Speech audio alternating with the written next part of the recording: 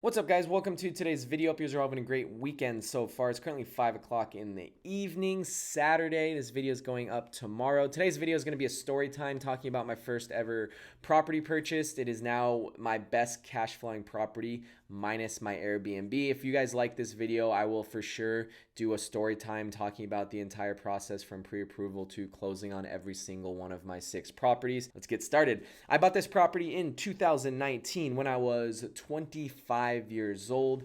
I had no idea what I was doing. I had visited Phoenix 1 or 2, maybe 3 times. I just could not afford a property in California, I was living in Hollywood, California at the time with a girl that I was dating in a 1-bedroom apartment paying, I believe, like $2,200 a month for a 600 square foot apartment. I was bartending. I was doing personal training through my online business, which was basically workout plans and meal plans. I was doing YouTube videos, which I wasn't making a lot of money on. I was doing social media brand work through my Instagram mainly. I was modeling at the time as well, and then doing in-person training, personal training in person as well. One of the things though I remember was I could not get a huge loan on my first 2 properties because the jobs that I just listed out, like half of them I wasn't doing for a full 2 years, so they weren't seasoned enough for me to actually use that income on my pre-approval letter. So I know I got pre-qualified for about $260,000 for my first property, which is decent, but I got pre-qualified for 260 with 20% down on my property as well. I don't even think I could have qualified with 10% down. That was my pre-qualification. I was in the talks with a real estate agent in Arizona. I remember I hopped on a phone call with this agent probably about a month or 3 weeks before I actually planned my trip out to Arizona for a weekend where I can just strictly look at properties to purchase. So I initially hopped on a phone call with this agent who was a referral from my friend that I modeled with at the time. It was a great phone call initially. It was like a 15-minute phone call. I basically told him what I was looking for, what my pre-qualification was for, and when I wanted to, like, my timeline for it. So he kind of got an idea on what I was looking for, and he's like, yeah, like, I'll schedule out a full weekend worth of listings. Just let me know about a week before you come out. So a week before I flew out to Arizona from Los Angeles, I already had booked all my flights. I know I was flying in Friday morning and flying out Sunday night. So I had about 2.5 days to just strictly just bang out properties, go 5-6 properties a day, and hopefully make an offer on one of them. But I hadn't heard from him. I let him know, hadn't heard from him that entire week. I was messaging him, emailing him, calling him about every other day up until that Friday that I was arriving in Phoenix. I flew in Friday morning, and I didn't hear from him all day Friday. Friday night, he got back to me. He's like, I'm so sorry. I forgot that you were in town. I scheduled some listings for tomorrow. I'm looking forward to showing you this, and hopefully we can do something. So I had a really, really bad taste in my mouth. I was extremely upset with this agent already. I'd wasted an entire day not looking at properties.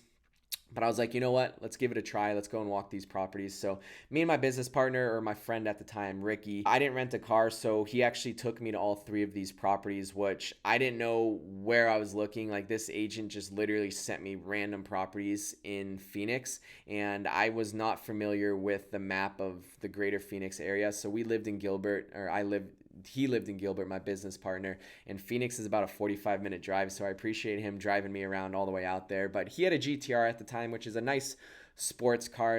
Now it's about like an $80,000-$90,000 sports car, a used one.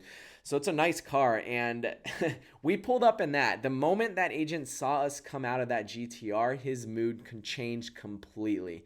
Super, super friendly. He took us so much more serious. Like, I just think initially he didn't take me seriously. I told him my age. I told him what I did. I told him I was out of state looking for in-state, and I just don't think he thought I was actually going to close on a property. Sorry, my camera died. So we pulled up in that, and at this point I was just so frustrated. I was like, I was just so mad at this guy, and he ended up showing me properties that were just so out of my buy box. I was like, this guy just went on the MLS and just found the most 3 recent listed properties and just sent them to me. So I was extremely frustrated with that. I kind of felt like I wasted my Friday and Saturday, and I only had a half day Sunday left, and I was like, this is just a complete wasted weekend. I just spent like $200 and $300 on my flights, on my Ubers from Los Angeles, on my Ubers from Phoenix to my friend's house that I was staying at.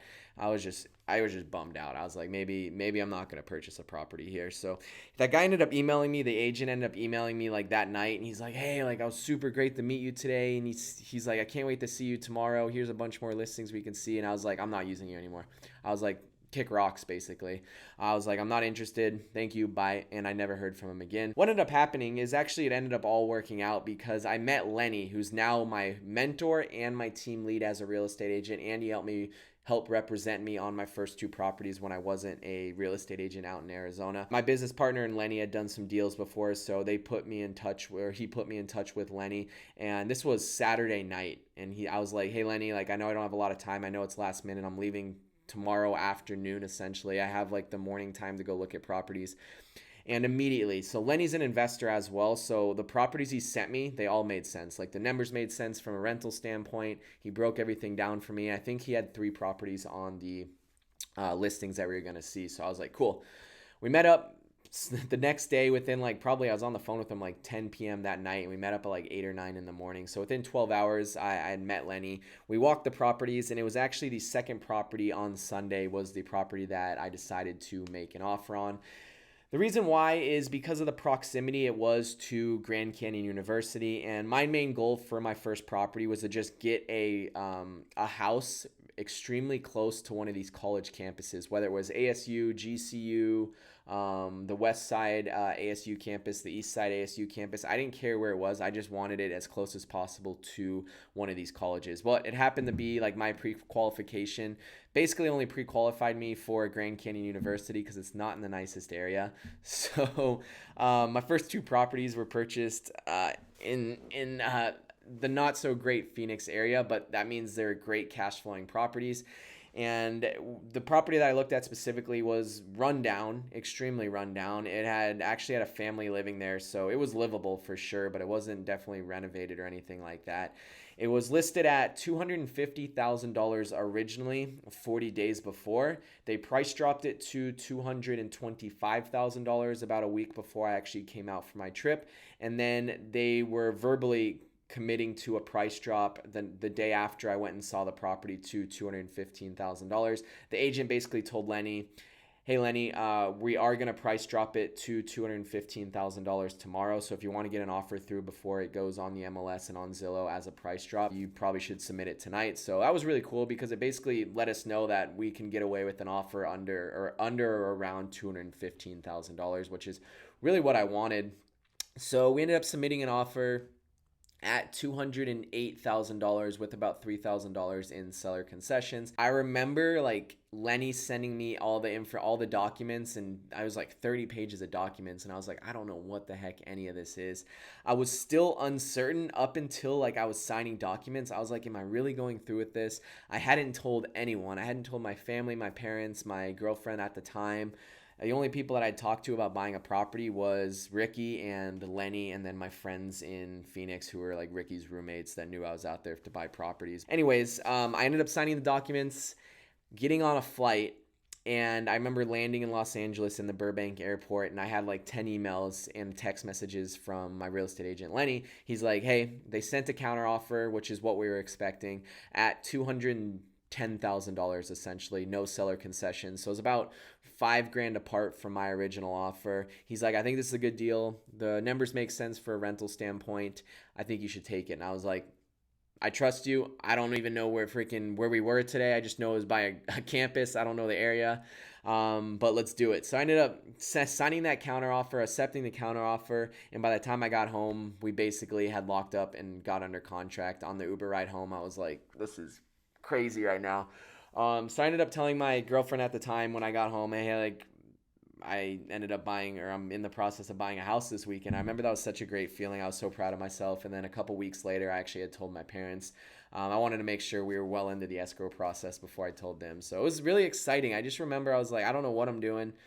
Everyone like that I was bartending with, all my friends in LA, they're like, what are you doing right now? Like, that house is like a piece of crap. Like, it doesn't make sense. But they're also everyone, like, I'm not mad at them. Like, they were just doing what they thought was right, but I'm like, these people don't know anything about real estate. Like, why would I listen to them? I had a lot of people tell me you should back out of this deal. I was so freaking close to backing out of this deal too. I remember that. A lot of first-time home buyers feel the same way. They get cold feet, especially when the inspection comes into play, which I'm going to talk about that right now. But man, it just brings back cool memories. So yeah, that was an exciting moment for me. The next step in the escrow process is making sure all my lending is figured out, which I didn't even know like anything. I didn't know what buying down points was. I didn't know what the inspection was, what the Binzer was.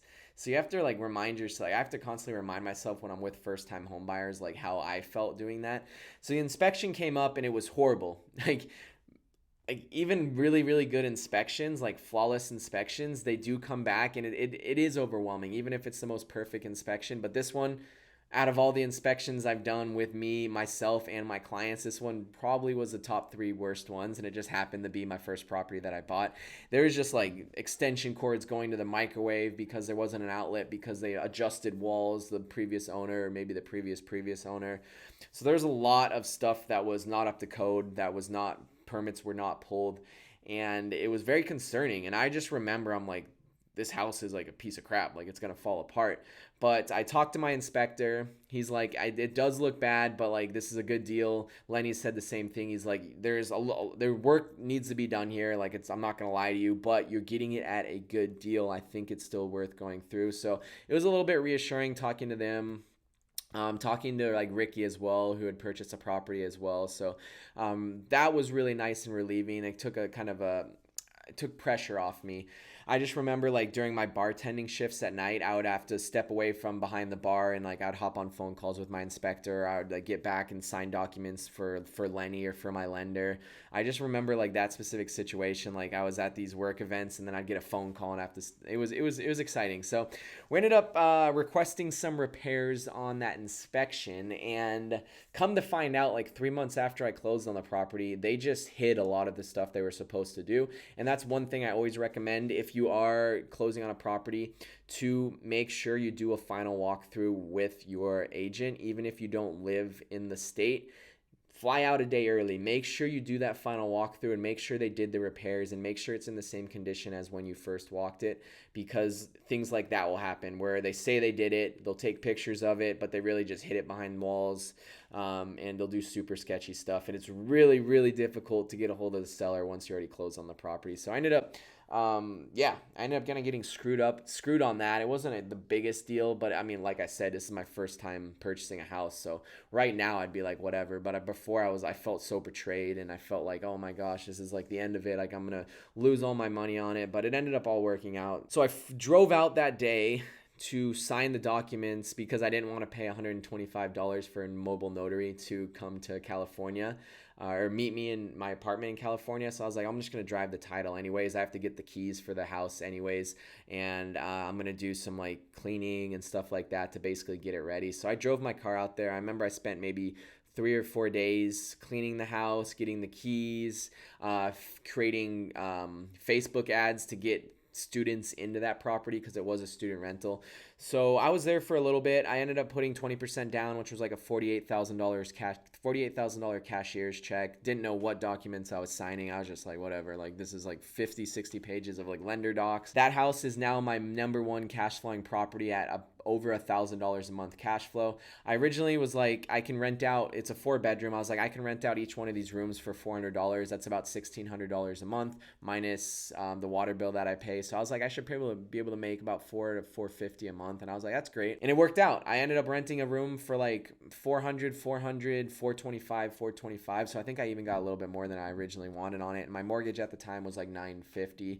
So I ended up ripping about $450 a month on it with very, very little repairs. That house is absolutely blown out. But the cool thing with student rentals is they're just grateful to have a house really close to campus. They're happy to have a house that is cheaper than the dorms or student apartments. I ended up getting it rented out within the first month. I did everything on my own. I ended up paying a couple of my friends because I still was living in Los Angeles, so I didn't want to like fly out or drive out every time I had to show the house. So I ended up paying a couple of my friends like $50 every time they showed the house, and it worked out. I only had to show it about 3 times before I finally found the tenants to get in there. So that's how I did it. Still manage it on my own. Never got a property manager on it, and it saves me about 10% a month, or 8 to 10% a month on rent. So it saves me about $150 a month by doing it on my own. That's it, guys. Thank you so much for watching. I do appreciate it. If you guys want to see or hear more about some of these stories on every single one of my properties, let me know. Let me know if you guys want to hear something different, like if I missed something. If you guys want to hear about something else throughout the process, I'll film it in my property on my next video. Follow me on TikTok, follow me on Instagram, and thanks for watching, guys.